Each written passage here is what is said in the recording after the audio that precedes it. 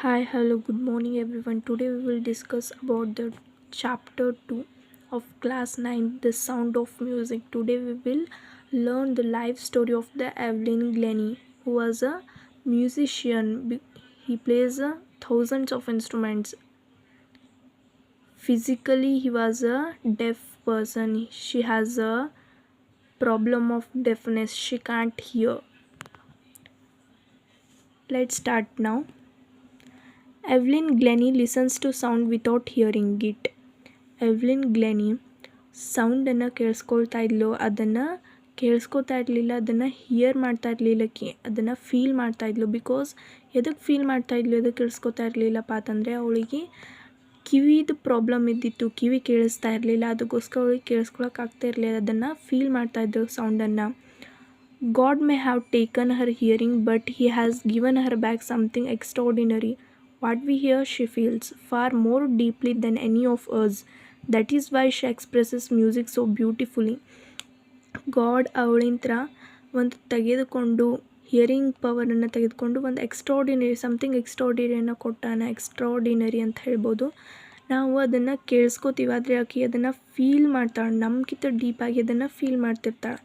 ಅವಳು ಅದನ್ನು that is why she expresses music so beautifully. ಮ್ಯೂಸಿಕನ್ನು ಭಾಳ ಬ್ಯೂಟಿಫುಲ್ಲಾಗಿ ಎಕ್ಸ್ಪ್ರೆಸ್ ಮಾಡ್ತಾಯಿದ್ಲಿ. ಎದಕ್ಕೋಸ್ಕರಪ್ಪ ಅಂತಂದರೆ ನಾವು ಕೇಳಿಸ್ಕೋತೀವಿ, ಅದನ್ನು ಫೀಲ್ ಮಾಡ್ಕೋತಾಳೆ, ಡೀಪಾಗಿ ಫೀಲ್ ಮಾಡಿಕೊಂಡು ಅದನ್ನು ಮ್ಯೂಸಿಕ್ ಒಳಗೆ ಎಕ್ಸ್ಪ್ರೆಸ್ ಮಾಡ್ತಿರ್ತಾಳೆ. Read the following account of a person who found against physical disability and made her life a success story.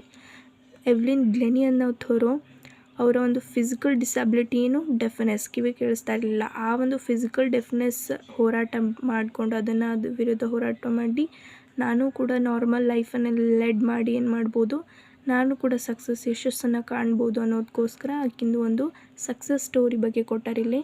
Rush hour crowds jostle for position on the underground train platform. Imagine underground ಒಳಗೆ train platform ಐತಿ, ಅಲ್ಲೆಲ್ಲ ಗುಂಪಾಗಿ ಹೊಂಟಾರ ಅಂತಂದರೆ ಭಾಳಷ್ಟು ಗದ್ದಲ ಇತ್ತು. ಒಬ್ರಿಗೊಬ್ಬರು ಡಿಕ್ಕಿ ಹಾಯಾಕತ್ತಿದ್ರು, ಆ ಥರ ಅಷ್ಟು ಫುಲ್ ಗದ್ದಲ ಇತ್ತು, ರಶ್ ಇತ್ತು. A slight girl means here they given also the word meaning small and thin. ಅಂತಂದರೆ ಸಣ್ಣ ಹುಡುಗಿ ಮತ್ತು ಭಾಳ ತೆಳ್ಳಗದಂಥ ಹುಡುಗಿ. ಲುಕಿಂಗ್ ಯಂಗರ್ ದೆನ್ ಹರ್ 17 ಇಯರ್ಸ್ಗಿಂತ ಕಡಿಮೆ ಸಣ್ಣಕ್ಕೆ ಕಾಣಿಸಕತ್ತಿದ್ಲು. Was nervous yet excited as she felt the vibrations of the approaching train approach ಆಗುವಂಥ ಒಂದು ಸೌಂಡ್, ಬರುವಂಥ ಸೌಂಡ್ ಆಕಿಗೆ ಕೇಳಿಸ್ತಲ್ಲ. At the same time she was nervous and also excited.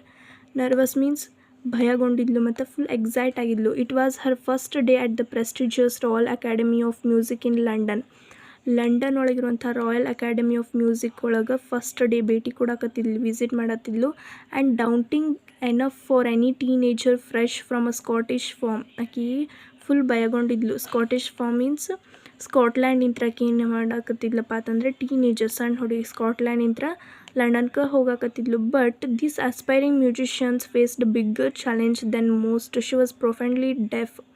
ಈ aspiring musicians means nothing but Evelyn Glennie ಒಂದು bigger ಚಾಲೆಂಜನ್ನ face ಮಾಡಿ musician ಆಗ್ತಾಳೆ. ಅಂದರೆ ಬಿಕಾಸ್ ಬಿಗ್ಗರ್ ಚಾಲೆಂಜ್ ಮೀನ್ಸ್ ಅವಳು ಡೆಫ್ನೆಸ್ಸನ್ನು ಹೊಂದಿರ್ತಾಳೆ, ಕಿವಿ ಕೇಳಿಸ್ತಾ ಇರಲಿಲ್ಲ. ಅದೇ ಅವಳ ಬಿಗ್ಗರ್ ಚಾಲೆಂಜ್, ಅದನ್ನು ಫೇಸ್ ಮಾಡಿ ಸಕ್ಸಸ್ಸನ್ನು ಕಾಣ್ತಾಳೆ.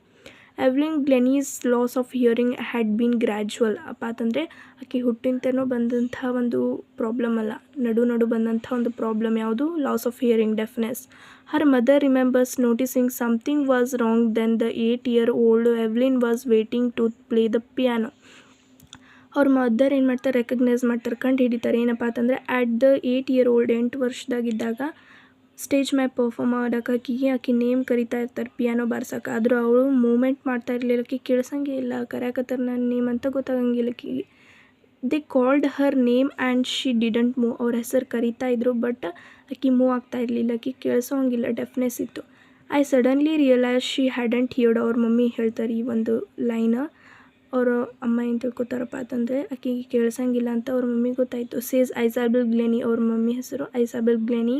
For quite a while, Evelyn managed to conceal her growing deafness from friends and teachers, but by the time she was 11 her marks has deteriorated and her headmistress urged her parents to take her to a specialist.